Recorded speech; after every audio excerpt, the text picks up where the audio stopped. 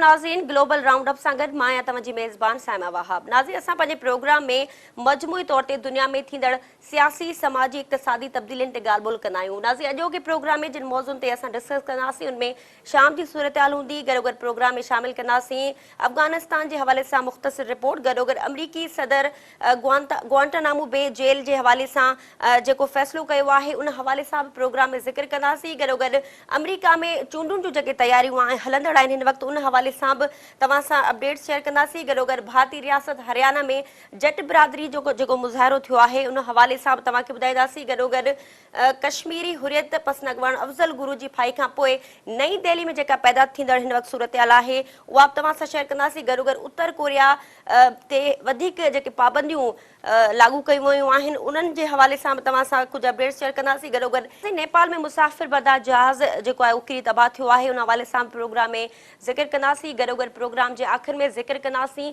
Zika virus जे हवाले सां। ऐं नाज़रीन, हाणे प्रोग्राम जी शुरूआत कंदासीं शाम जी सूरत-हाल तां, जिते जंगबंदी जो मुआहिदो थी चुको आहे। उन खां पोइ मजमूई तौर ते जेका शाम जी सूरत-हाल आहे ऐं उनमें जंगबंदी में काफ़ी माठार अची चुकी आहे। शाम में हुकूमती फ़ौज ऐं सदर बशार उल असद जे मुख़ालिफ़ ग्रुपनि में हलंदड़ वेढ़ जे उबूरी ख़ात्मे वारे मुआहिदे ते अमल जी शुरूआत थी वई आहे।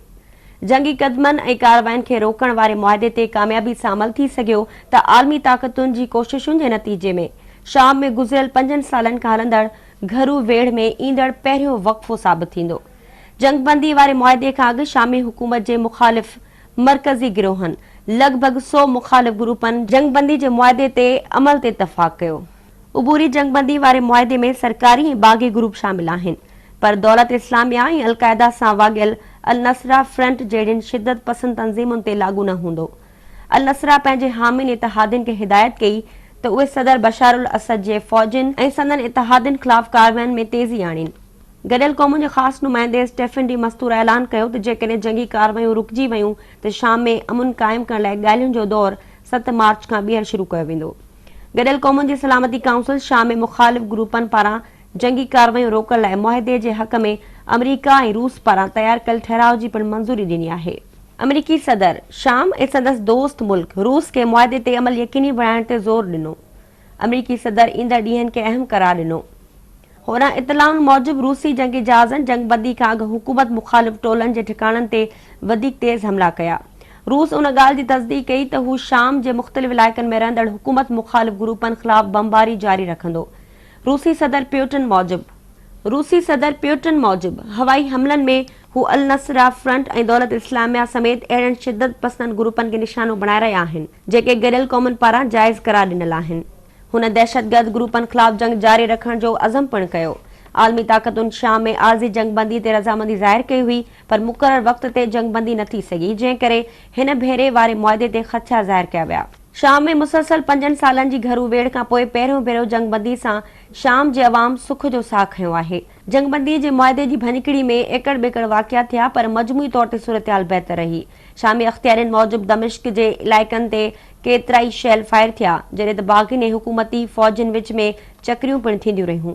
गॾियल क़ौमुनि जो ख़ासि नुमाइंदे जो चवणु आहे त जंगबंदी मुआहिदे ते अमल जारी आहे, पर भञकिड़ी जो हिकु वाक़ियो रिपोर्ट थियो आहे जंहिं जी अञा जांच जारी आहे। शाम में मार्च 2001 खां हलंदड़ घरू वेढ़ सबबि 2.5 लख शामी मारिजी चुका आहिनि, जॾहिं त 1 करोड़ 10 लख माण्हू बेघर थिया आहिनि, जिन मां 40 लख माण्हुनि ॿियनि मुल्कनि में पनाह वरिती आहे। नाज़रीन, शाम जी सूरत-हाल ते रिपोर्ट तव्हां ॾिठी। हाणे प्रोग्राम में ज़िक्र कंदासीं अफ़गानिस्तान जी सूरत-हाल ते। नाज़रीन, अफ़गानिस्तान में अमन ॻाल्हियुनि जी बहाली खां पोइ इजलास में फ़ैसिलो कयो वियो आहे त तालिबान ऐं अफ़गान हुकूमत में सिधी रीत ॻाल्हियुनि जो जेको पहिरियों दौरु आहे उहो 7 मार्च खां शुरू करण जो फ़ैसिलो कयो वियो आहे। अफ़गानिस्तान में अमन ॻाल्हियुनि जी बहाली लाइ 4 मुल्की इजलास में अफ़गान हुकूमत ऐं तालिबान में सिधियुनि ॻाल्हियुनि जो पहिरियों दौरु मार्च जे पहिरें हफ़्ते में इस्लामाबाद में करण जो फ़ैसिलो कयो वियो। अमरीका, चीन, पाकिस्तान ऐं अफ़गानिस्तान विच में अमन ॻाल्हियुनि लाइ थियल इजलास में तालिबान जे समूरनि धड़नि ऐं मुख़्तलिफ़ टोलनि खे पंहिंजा बाख़्तियार नुमाइंदा ॻाल्हियुनि में शामिल करण ते इतफ़ाक़ कंदे गॾियल पधरनामो जारी कयो वियो। पधरनामे में ॼाणायो वियो त अफ़गानिस्तान में अमन क़ाइमु करण लाइ कोशिशूं जारी रखियूं वेंदियूं ऐं इन अज़म जो पिणु इज़हार कयो वियो त अफ़गानिस्तान हुकूमती तालिबान में सिधी रीत ॻाल्हियुनि ऐं अमन लाइ थींदड़ कोशिशुनि खे अमली जामो पाराइण लाइ ॻाल्हियुनि जो दौरु जल्द शुरू कयो वञे। इजलास में पाकिस्तान पारां गरियल वर्किंग ग्रुप ठाहिण जी तजवीज़ जी साराह कई वई, जंहिं तहत ॿिन्ही मुल्कनि जा आलम अफ़गान हुकूमत जी सरबराह में अमुन मिशन जी हिमायत हासिल कंदा। गॾोगॾु मुल्क में हलंदड़ जंग जे नतीजे में तशद्दुद ख़िलाफ़ फतवा जारी कंदा। 4 मुल्की इजलास में इतफ़ाक़ कयो वियो त अफ़गानिस्तान में अमुन क़ाइम करण लाइ कोशिशूं जारी रखियूं वेंदियूं, जॾहिं त काबुल हुकूमत ऐं तालिबान जे विच में सिधी रीति ॻाल्हियुनि जे अमल खे अॻिते वधाइण लाइ हिकमत अमली पिणु जोड़ी वई। इजलास में अफ़गान नायब पररी वज़ीर हिकमत खलील करज़ई, पाकिस्तान जे पररी सेक्रेटरी एज़ाज़ अहमद चौधरी, चीन जे सफ़ीर याओ जिंग ऐं अमरीका जे डेविड लैंडन शिरकत कई। इजलास में अफ़गान सदर अशरफ गनी जे उन बयान जी साराह कई वई, जंहिं में हुन अफ़गान हुकूमत जे मुल्क में अमुन क़ाइम करण ऐं तालिबान धड़े तोड़े हिज़्ब इस्लामी जे हिकमत यार सां सरचा वारे अज़म जो वर्झाउ कयो हो।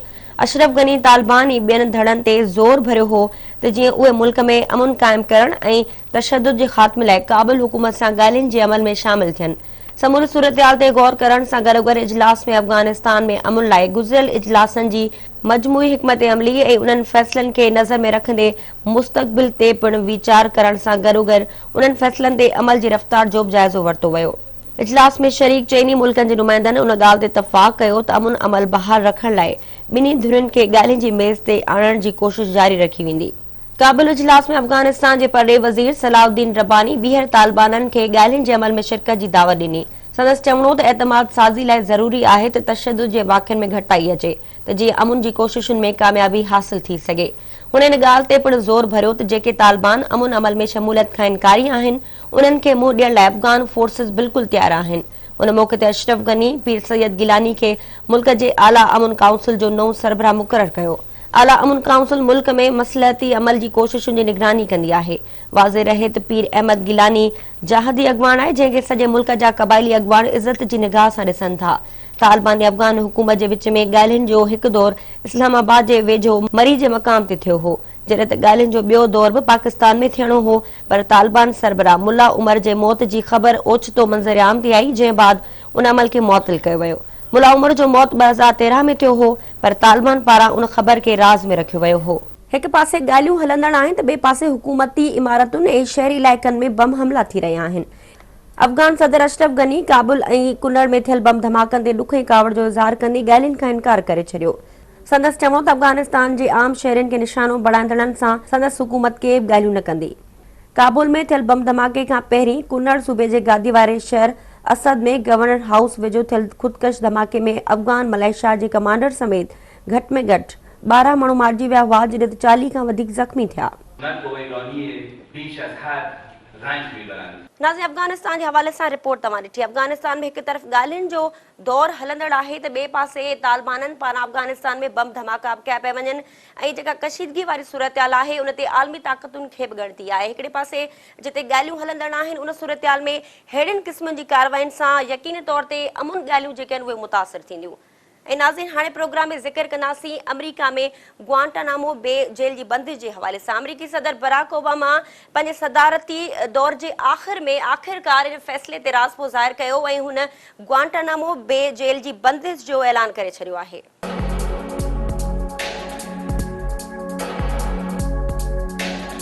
अमरीकी सदर बराक ओबामा लाइ तकरारी बणियल ऐं संदसि मंशूर में शामिल ग्वांटानामो बे फ़ौजी हिरासती मर्कज़ बंदि करण जो ऐलान कयो वियो आहे। क्यूबा में क़ाइम ग्वांटानामो बे जे फ़ौजी हिरासती मर्कज़ खे बंदि करण बाबति इंतज़ामिया जी मनसूबाबंदी ॿुधाईंदे अमरीकी सदर चयो त मख़सूस ठिकाणा संदन क़ौमी सलामती लाइ ख़तरो आहिनि ऐं उन्हनि सां रियासत कमज़ोर थिए थी। अमरीकी बचाव वारी वज़ारत हीउ मनसूबो कांग्रेस हवाले कयो हो। अमरीकी सदर कांग्रेस खे अपील कई त सही वक़्त ते सही फ़ैसिला करण जी ज़रूरत आहे, जॾहिं त रिपब्लिकन पार्टी पेंटागोन जी इन तजवीज़ ते सख़्त तनक़ीद कई आहे। ऐवानी स्पीकर पॉल रायन चयो त कांग्रेस कंहिं ग़लति तासुर जी गुंजाइश न छॾी आहे। उहा कानून जी भञकिड़ी में शामिल हूंदी त हिरासत में वरितल दहशतगर्दनि खे अमरीका जी धरती ते मुंतक़िल कयो वञे। इंतज़ामिया जे आला उहिदेदार जो चवणो त क़ैदखाना बंदि करण क़ौमी सलामती जा तरजीह मामला आहिनि।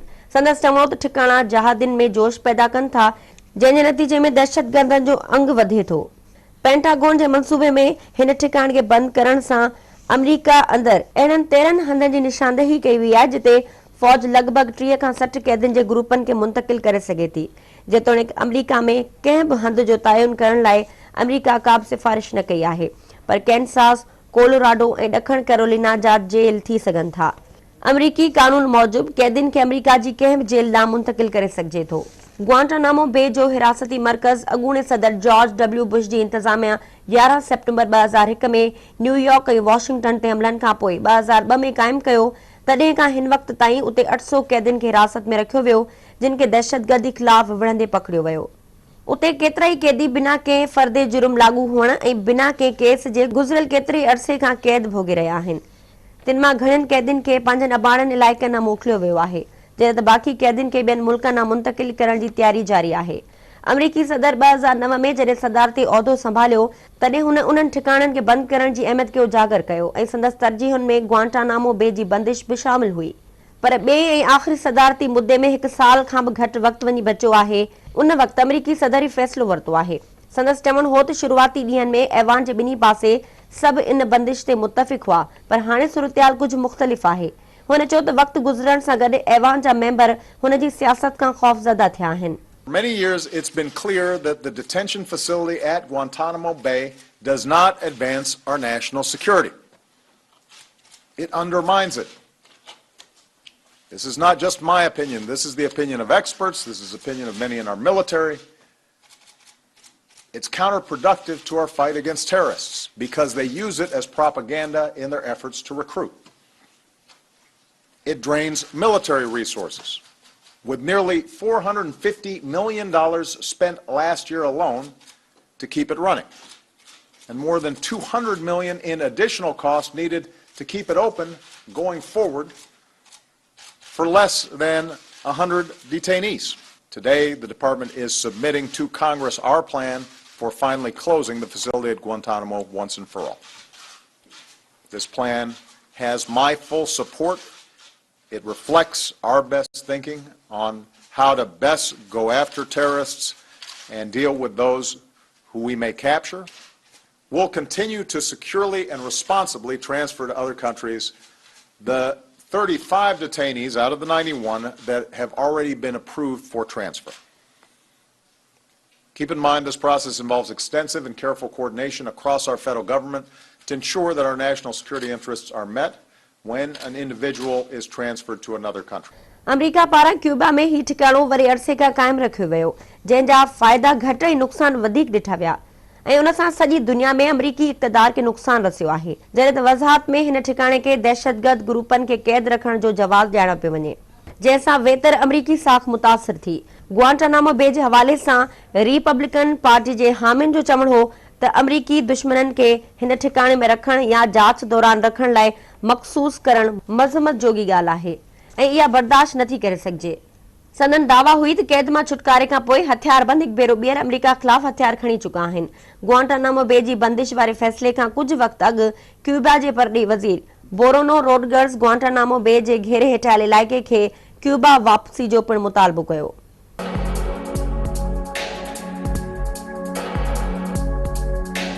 नाज़रीन, ग्वांटानामो बे जी बंदिश जे हवाले सां रिपोर्ट तव्हां ॾिठी ऐं नाज़रीन हाणे प्रोग्राम ज़िक्र कंदासीं अमरीका में सदारती चूंडनि जो।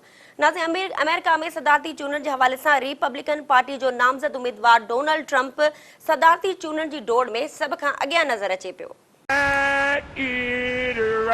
अमरीका में प्राइमरी ऐं कॉक्स जी वोटिंग जे नतीजे में नवंबर में थींदड़ सदारती चूंडनि में ॿिनि अहम पार्टियुनि डेमोक्रेट्स ऐं रिपब्लिकन पार्टी जी नुमाइंदगी हासिल करण लाइ नह चोटी जा ज़ोर लॻी रहिया आहिनि। न्यूवाडा में थींदड़ चूंड जे नतीजे में डोनाल्ड ट्रंप कामयाबी हासिल करे वरिती आहे। अमरीका में रिपब्लिकन पार्टी जे सदारती उम्मीदवार डोनाल्ड ट्रंप न्यूवाडा रियासत में आसानी सां कामयाबी हासिल करे पंहिंजी दावेदारी खे वधीक मज़बूत करे वरिती आहे। अमरीका में थींदड़ सदारती चूंड में मुख़्तलिफ़ मरहलनि में अवाम जी शमूलियत तेज़ी सां जारी आहे, जंहिं करे उम्मीदवारनि में जोश अञा वधंदो पियो वञे। सेनेटर मार्को रूबियो ऐं टेड क्रूज़ हिक ॿिए ते सख़्त तनक़ीद कंदा रहिया। हू ॿिए नंबर लाइ मुक़ाबिलो कंदे नज़र आया। पार्टी जे अख़्तियारियुनि जो चवणु हो त हू डबल वोटिंग ऐं हिकु कॉक्स में बैलेट्स जी घटिताई जे मामले जी जांच करे रहिया आहिनि। रज़ाकारनि ट्रंप जी हिमायत में वेस पहिरिया, जंहिं बाबति अख़्तियारियुनि चयो त उहा ज़ाब्तनि जी भञकिड़ी नाहे। डोनाल्ड ट्रंप खे 46% वधीक वोट मिलिया, जॾहिं त मार्को रूबियो खे तक़रीबन 23% ऐं टेड क्रूज़ खे सिर्फ़ 20% वोट मिली सघिया। लॉस वेगास में ट्रंप जी कैंप में उन वक़्तु ख़ुशी जी लहर डोड़ी वई जॾहिं अमरीकी नेटवर्क ते अरबपति उम्मीदवार जे खटण जो रुझान ॾिठो वियो। लॉस वेगस में ट्रंप जी कैंप में उन वक्त खुशी जी लहर डोड़ी जॾहिं अमरीकी नेटवर्क ते अरबपति उम्मीदवार जे खटण जो रुझान ॾिठो वियो। होॾां हेलरी पंहिंजे मुखालिफ़ उम्मीदवार बर्नी सैंडर्स जे मुक़ाबले में वॾे पैमाने ते वोट हासिल कया। हितां अॻुवाटी हेलरी क्लिंटन जी कामयाबी जी तवक़ो कई पई वई। नई कामयाबियुनि खां पोइ संदसि कामयाबियुनि में तसलसल पैदा थियो आहे। ॿिए तरफ़ सैंडर्स पंहिंजी शिकस्त क़बूल करे वरिती। संदसि चवण आहे त उहा मुहिम रुॻो शुरूआत आहे। कैरोलिना में हेलरी क्लिंटन जे 4 मुक़ाबलनि मां 3 कामयाबी आहे। हू न्यू हैम्पशायर में सैंडर्स खां हाराए वई हुई। उन खां अॻु सदारती उम्मीदवारनि जी चूंड वारे 3 मरहले में उत्तर कैरोलिना मां रिपब्लिकन पार्टी जे डोनाल्ड ट्रंप ऐं न्यूआडा मां डेमोक्रेटिक पार्टी जी हेलरी क्लिंटन सदारती उम्मीदवार जी नामज़दगी जी चूंड खटी हुई। नाज़रीन, अमेरिका में सदारती चूंडनि जे हवाले सां रिपोर्ट तव्हां ॾिठी ऐं नाज़रीन हाणे प्रोग्राम में ज़िक्र कंदासीं भारतीय रियासत हरियाणा में जट बिरादरी जो जेको मुज़ाहिरो थियो आहे। भारतीय रियासत हरियाणा जी जट बिरादरी हुकूमत जी ख़ातिरी खां पोइ एहतजाज ख़त्म करण जो ऐलान कयो। जट बिरादरी मुतालबा मंज़ूर थियण जी ख़ातिरी ते एहतजाज ख़त्म कयो। हुकूमती धुर ऐं जट अॻवाननि में मुतालबा पूरा करण जे हवाले सां मुआहिदो थियो, जंहिं तहत जट बिरादरी खे भारतीय तालीमी इदारनि में सरकारी नौकरियूं ॾिनियूं वेंदियूं।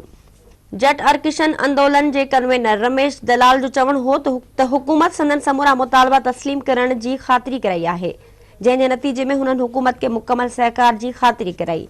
संदसि चवण हो त हुन समूरी जट बिरादरी खे एहतजाज ख़त्म करण जी अपील कई। हरियाणा में गुज़िरियल केतिरनि ई ॾींहनि खां पुरतशदुद एहतजाज जे नतीजे में घटि 16 माण्हू मारिजी विया ऐं 150 खां वधीक ज़ख़्मी थिया। मुज़ाहिरीन पुरतशदुद कार्रवाइनि जो सहारो वठी सरकारी नौकरियूं कोटा तहत ॾियण जो मुतालबो कयो। भारत जी उत्तरी रियासत में लॻभॻ 8 करोड़ जट आबाद आहिनि, जिन जी अक्सरियत ज़रई पैदावार सां वाॻियल आहे, पर अबाणी ज़मीनुनि जी विरासत में मुसलसल फेरफार, बेरोज़गारी ऐं बंजर ज़मीनुनि जे करे जट बिरादरी जा केतिराई माण्हू सख़्त माली बहरान खे मुंहुं ॾियण ते मजबूर आहिनि। हरियाणा जी पाड़ेसरी रियासत राजस्थान में हंगामा जे नतीजे में शहरनि ऐं ॻोठनि में कर्फ्यू लॻायो वियो। कर्फ्यू बावजूद पुरतशदुद कार्रवायूं जारी रहियूं। भारतीय अख़्तियारनि मूजिबि एहतजाज जे नतीजे में 850 ट्रेनूं, 500 खां वधीक कारखाना बंदि रहिया। एहतजाज सां मैशियत खे $5 अरब जो नुक़सान पिणु रसियो। हालतूं एतिरियूं ख़राब थी वयूं जो भारतीय फ़ौज नई दिल्ली खे पाणी सप्लाई कंदड़ वाह तोड़े ॿियनि हंधनि ते कंट्रोल संभालियो। जट बिरादरी जे एहतजाज सबबि जिते हुकूमत ऐं अवाम खे ॾुखियाईनि खे मुंहुं ॾियणो पियो, उते दोस्ती बस सर्विस ऐं समझौता एक्सप्रेस पिणु मुअतल रही। ॿिन्ही मुल्कनि जे फाथल अवाम जी ट्रेन सर्विस जी बहाली ताईं वीज़नि जे मुद्दे में वाद कई वई। गुज़िरियल साल में बि भारतीय रियासत पंजाब में हारियुनि जे एहतजाज सबबि समझौता एक्सप्रेस खे आरज़ी तौर मुअतल कयो वियो हो। जट बिरादरी जे पुरज़ोर एहतजाजनि सबबि भारतीय रियासत हरियाणा जो अवाम मफ़लूज रहियो ऐं हुकूमत खे आख़िरकार मजबूर थी संदन मुतालबा मंज़ूर करणा पिया। भारत में तालीमी इदारनि ऐं सरकारी नौकरियुनि में घटि ज़ात लाइ कोटा मख़सूस कई वेंदी आहे, पर सुप्रीम कोर्ट कुझु वक़्तु अॻु भारतीय हुकूमत पारां जट बिरादरी खे घटि ज़ात करार ॾियण जी कोशिश खे कालादम करार ॾिनो वियो हो। ऐं नाज़रीन हाणे प्रोग्राम में ज़िक्र कंदासीं कश्मीरी हुरियत पसंद अॻवान अफ़ज़ल गुरू जी फाई खां पोइ नई दिल्ली में जेका पैदा थींदड़ हिन वक़्तु सूरत-हाल आहे।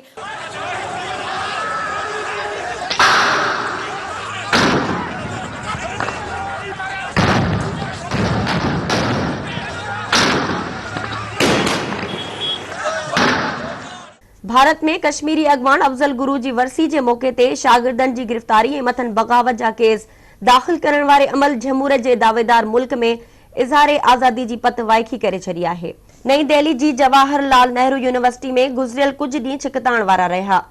मीडिया रिपोर्ट्स में चयो वियो आहे त जवाहरलाल नेहरू यूनिवर्सिटी में शागिर्दनि कश्मीरी अॻवान अफ़ज़ल गुरू जी वरसी जे मौक़े ते शागिर्दनि संदसि फाही ख़िलाफ़ एहतजाज कंदे नारेबाज़ी कई त शागिर्द अॻवान कन्हैया कुमार खे गिरफ़्तार करे मथसि बग़ावत जो केस दाख़िल कयो वियो। संदसि गिरफ़्तारी ते यूनिवर्सिटी में एहतजाज जो सिलसिलो शुरू थी वियो, जंहिं दौरान हिकु उस्ताद SAR गिलानी खे पिणु हिरासत में वरितो वियो। शागिर्द जी गिरफ़्तारी वारे मामले ते भारतीय हुकूमत ते उन करे बि तनक़ीद कई वई त जेकॾहिं शागिर्दनि एहतजाज कयो त उन ते अॾो थियण जी कहिड़ी ॻाल्हि आहे ऐं हुननि अहिड़ो छा कयो जो मथनि बग़ावत जो केस दाख़िल कयो वियो। भारतीय हुकूमत जे इन अमल सबबि टीवी चैनल्स ते मुहिब वतनी ते बहस शुरू थी विया। अख़बारुनि एडिटोरियल लिखिया। एसी ताईं बि चयो वियो त भारत जमहूरी मुल्क हुजण जो दावेदार आहे, पर उते इज़हार जी आज़ादी जी हालत उहा आहे जो शागिर्द खे कश्मीरी अॻवान जी वरसी मल्हाइण ते हिरासत में वरितो वियो। हिते उहा ॻाल्हि बि गौर जोगी आहे त कश्मीरी अॻवान अफ़ज़ल गुरू खे भारतीय पार्लियामेंट ते हमले में मुलविस हुजण जे इल्ज़ाम हेठि अदालत सज़ा ॿुधाई हुई ऐं खेसि दिल्ली जी तिहाड़ जेल में फाही ते लटकायो वियो। अफजल गुरु जो ताल्लुक वलारल कश्मीर जिला के सोपूर सां हो।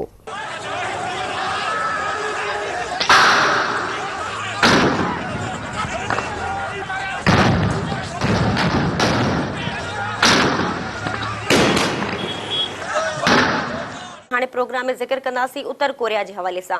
नाज़ी उत्तर कोरिया हाइड्रोजन बम जे तजुर्बे खां पोइ मथस पाबंदियूं वधीक सख़्त कयूं वयूं आहिनि, जॾहिं त चीन जेको संदसि दोस्त ऐं वेझो मुल्क पिणु आहे, उन जे बावजूदि चीन पारां इन मज़म्मत जोगे अमल ते जेको आहे कावड़ ज़ाहिर कई वई आहे। गॾोगॾु अमेरिका सां गॾिजी मथस पाबंदियूं सख़्त करण जो जेको आहे मुतहद थी करे हिकिड़ो फ़ैसिलो कयो वियो आहे। अमरीका ऐं चीन गॾियल क़ौमुनि जे ठहराउ ते इतफ़ाक़ कंदे उत्तर कोरिया पारां मीज़ाइल हमले जे नतीजे में मथस पाबंदियूं वधीक सख़्त करण जो ऐलान कयो आहे। चीन जे परॾे वज़ीर वांग जी वॉशिंगटन जो दौरो कयो। दौरे दौरान चीनी परॾे वज़ीर पंहिंजे अमरीकी हममनसब जॉन केरी ऐं क़ौमी सलामती जी सलाहकार सूज़न राइस सां मुलाक़ात कई। नेशनल सिक्योरिटी काउंसिल जे तर्जुमान नेड प्राइस मूजिबि सूज़न राइस ऐं वांग जी उत्तर कोरिया जे तजुर्बनि ते मुतहद रद्द अमल ते मुतफ़िक़ आहिनि, जंहिंमें सलामती काउंसिल जे हिकु ठहराउ ते बि इतफ़ाक़ कयो वियो, जेको ॿियनि सभिनी ठहराउनि खां वधीक सख़्त साबित थींदो। चीन उत्तर कोरिया जे जौहरी ऐं मीज़ाइल तजुर्बनि ते सख़्त तनक़ीद पिणु कई। माज़ी में चीन उत्तर कोरिया ते अमरीकी पाबंदियूं लाॻू थियण ते ख़दशा ज़ाहिर कया ऐं उन फ़ैसिले में सहकार ते बुरतर जो शिकार रहियो हो। उन ख़दशे खे नज़र में रखी त जेकॾहिं अहिड़ो कुझु थियो त प्योंगयांग जी हुकूमत ख़तम थी वेंदी, जंहिंखां पोइ सरहद पार खां चीन में पनाहगीरनि जे अंग में सोच खां बि वधीक इज़ाफ़ो थींदो। अहिड़े ख़दशे ऐं ख़ौफ़ खां हटी करे चीन उत्तर कोरिया लाइ वाज़े पैगाम ॾिनो। कुछ अर्सो अॻु अमरीकी सदर हिकु बिल ते सही पिणु कई, जंहिंमें अमरीका उत्तर कोरिया जे जौहरी ऐं मीज़ाइल तजुर्बनि जे जवाब में मथस नयूं पाबंदियूं लाॻू कयूं। उन कानून तहत प्योंगयांग जे जौहरी ऐं मीज़ाइल प्रोग्राम में कंहिं क़िस्म जी रिआयत कंदड़ ऐं साइबर हमलनि तोड़े इंसानी हक़नि जी भञकड़ी कंदड़नि ते लाज़मी पाबंदियूं लाॻू करण जो पिणु चयो हो। उन्हनि समूरनि पाबंदियुनि जो मक़सदु उत्तर कोरिया जे नंढनि जौहरी हथियार ठाहिण, मीज़ाइल जी तयारी लाइ कारआमद वसीलनि खे गज़ब करणु आहे। हिन कानून तहत ईंदड़ 5 सालनि लाइ उत्तर कोरिया में रेडियो नशरियात इंसानी हमदर्दी जी बुनियाद ते इमदादी प्रोग्राम लाइ $5 करोड़ जी रक़म पिणु फराहम कई वेंदी। ॿिए पासे प्योंगयांग पारां छिकताइण जो हिकु ॿियो क़दम साम्हूं आयो आहे, जंहिंमें ॾखण कोरिया जे बचाव वारे वज़ीर हान मिन को वाज़े कयो त ईंदड़ महीने गॾियल फ़ौजी मश्कुनि फुल ईगल में 15,000 अमरीकी फ़ौजी हिसो वठंदा। हीउ तादाद गुज़िरियल साल जी मश्कुनि में हिसो वठंदड़ अमरीकी फ़ौजियुनि खां ॿीणो आहे ऐं संदन शमूलियत सां थींदड़ मश्कूं समूरनि गॾियल मश्कुनि मां सभ खां वधीक मश्कूं साबित थींदियूं। उत्तर कोरिया दावा कई त उन मश्कुनि जो मक़सदु हमलो करण जी तयारी करणु आहे, पर सियोल ऐं वॉशिंगटन उन खे दिफ़ाई मामिलो करार ॾियनि था। ॾखण कोरिया जी इंटेलिजेंस अख़्तियारनि कानून साज़नि खे ख़बरदार कयो त उत्तर कोरिया जो अॻुवाण किम जोंग मुबैना तौर ॾखण कोरिया ते दहशतगर्दी जे हमले जी तयारी जो हुकुम ॾिनो आहे, जॾहिं त नेशनल इंटेलिजेंस सर्विस जो चवणु आहे त उहे हमला उत्तर कोरिया मुख़ालिफ़ सरगर्मियूं मुख़ालिफ़ ॾखण कोरिया जे सरकारी उहिदेदारनि ते थी सघनि था, जॾहिं त रेलवे ट्रैक, शॉपिंग मॉल्स ऐं बिजली घर बि संदन हदफ़नि में शामिल आहिनि। नाज़ी उत्तर कोरिया जे हवाले सां जेको हिन वक़्तु सूरतहाल आहे, उते हाइड्रोजन बम जे नतीजे में जेका सूरतहाल पैदा थी आहे, उन खां पोइ मथस पाबंदियूं वधीक सख़्त कयूं वयूं आहिनि, जॾहिं त चीन पारां जेको उन जो घाटो दोस्त सम्झो वञे थो, उन जे बावजूदि उन इन अमल ते अमरीका सां गॾिजी मथस पाबंदियूं सख़्त करण लाइ ठहराउ जी मंज़ूरी ॾिनी आहे। नाज़रीन, आलमी मौज़ूअनि ते गुफ़्तगू जो सिलसिलो जारी आहे, पर वक़्तु आहे ब्रेक जो, असां सां गॾु रहिजो।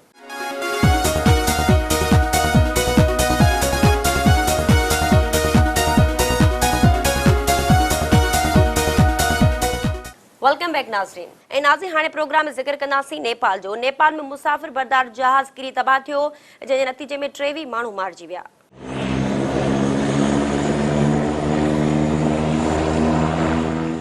नेपाल में मुसाफ़िर बरदार जहाज़ किरी तबाह थियण सबबि 23 माण्हू मारिजी विया। नेपाल जे अख़्तियारनि जो चवणु आहे त ख़ानगी हवाई कंपनी जो हिकु मुसाफ़िर बरदार जहाज़ मुल्क जे ओलहंदे पहाड़ी इलाइक़े में गुम थी वियो हो, जंहिंजो मलबो मियागदी ज़िले जे दाना ॻोठ मां हथ कयो वियो आहे। अख़्तियारनि ॼाणायो त जहाज़ में सवार समूरा मुसाफ़िर फौत थी विया आहिनि। जहाज़ में 20 मुसाफ़िर ऐं अमले जा 3 माण्हू सवार हुआ, जिन में कुवैत ऐं चीन जा 2 शहरी बि शामिल आहिनि। नेपाल में शहरी हवाबाज़ी जे शोबे जे डायरेक्टर संजीव गौतम तस्दीक कई त जहाज़ जो मलबो मियागदी ज़िले मां मिलियो। हुन ॿुधायो त जहाज़ जी उॾाम जे 10 मिंटनि खां पोइ उन जो कंट्रोल रूम सां राब्तो कटिजी वियो हो। ॿुधायो पियो वञे त जहाज़ में 2 ॿार बि सवार हुआ। तबाह थियल जहाज़ जे बाक़ी मुसाफ़िरनि जा लाश अञा लापता आहिनि। डायरेक्टर जनरल ॿुधायो त जहाज़ बिल्कुलु नओं हो ऐं मौसम बि सुठी हुई, उन बावजूद संदसि गुम थियण हैरत जोगी ॻाल्हि आहे। तारा एयरलाइन जो ही जहाज़ पोखरा खां जोसोम वञी रहियो हो त हादसे जो शिकार थियो। पोखरा नेपाल जे गादी वारे शहर खटमंडू खां तक़रीबन 100 किलोमीटर ओलह में सियाहन जो पसंदीदा शहर आहे, जॾहिं त जोसोम उन जे उत्तर में वाक़िअ आहे ऐं हिमालय में ट्रेकिंग लाइ शुरूआती मक़ाम तसवुरु कयो वेंदो आहे।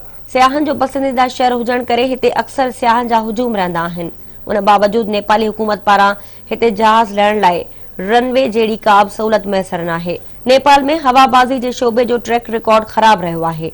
सन 2013 में यूरोपीय यूनियन समूरनि नेपाली उॾामुनि ते पाबंदी लॻाई हुई। सन 1949 में जॾहिं नेपाल में पहिरियों मुसाफ़िर जहाज़ लथो हो त उन वक़्त खां हिन महिल ताईं 70 हादसा थी चुका आहिनि, जिन में घटि में घटि 700 माण्हू मारिजी चुका आहिनि।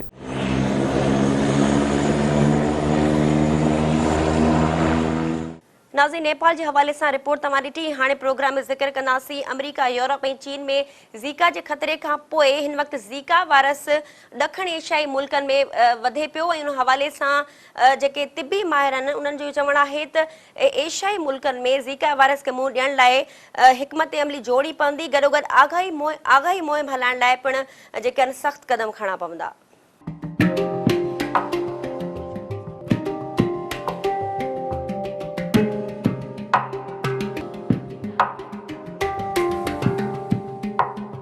ॾखण एशियाई मुल्कनि में ज़ीका वायरस लाइ आगाही मुहिम हलाइण ते ज़ोर ॾिनो वियो। तिबी माहिरनि ज़ीका वायरस बाबति आगाही मुहिम हलाइण जे मुतालबे ते सख़्तु ख़तरनि जी निशानदेही कई आहे। तिबी माहिरनि मूजिबि न रुगो आगाही मुहिम हलाइण जी ज़रूरत आहे, पर गॾोगॾु तिबी कमेटियूं पिणु जोड़ियूं वञनि ऐं उन सिलसिले में मज़हबी अॻवाननि खे अॻिते अची मुतहरिक किरदारु अदा करणु घुर्जे। हुननि ज़ीका खां बचाव ऐं एहतियात ॿुधाईंदे चयो त फ़क़ति गंदगी खां बचाव ऐं पाणी जे दड़नि खे ख़तमु करणो पवंदो। संदन चवणो त जेकॾहिं ज़ीका वायरस पाकिस्तान या कंहिं ॿिए ॾखण एशियाई मुल्क में ज़ाहिर थियो त हू जंगल में बाहि वांगुरु पखिड़िजी वेंदो, जंहिं लाइ बर वक़्तु क़दम खणण जी ज़रूरत आहे।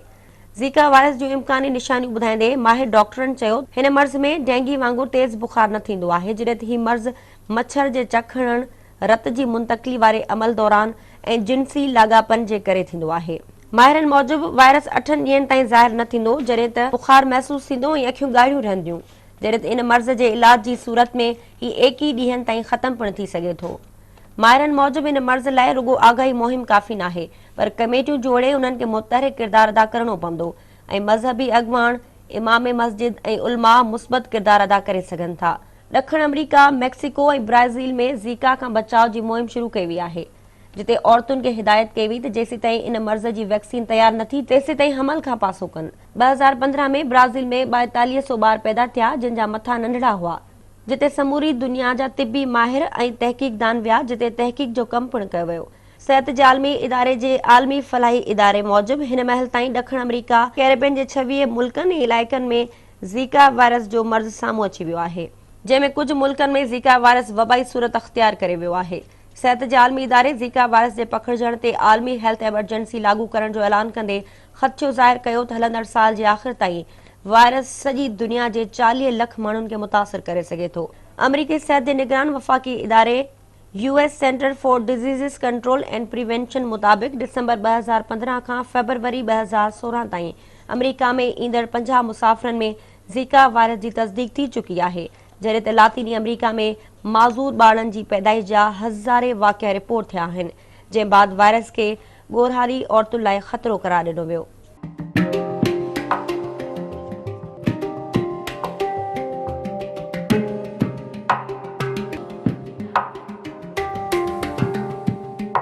नाज़रीन, ज़ीका वायरस जे हवाले सां तव्हांखे ॿुधायोसीं त अमरीका, यूरोप ऐं चीन खां पोइ ज़ीका वायरस एशियाई मुल्कनि ॾांहुं वधे पियो ऐं एशियाई मुल्कनि जे तिबी माहिरनि जो इहो चवणु आहे त इन ख़तरे जी सूरत में एशियाई मुल्कनि में आगाही मुहिम हलाइण वक़्त जी अहम ज़रूरत आहे।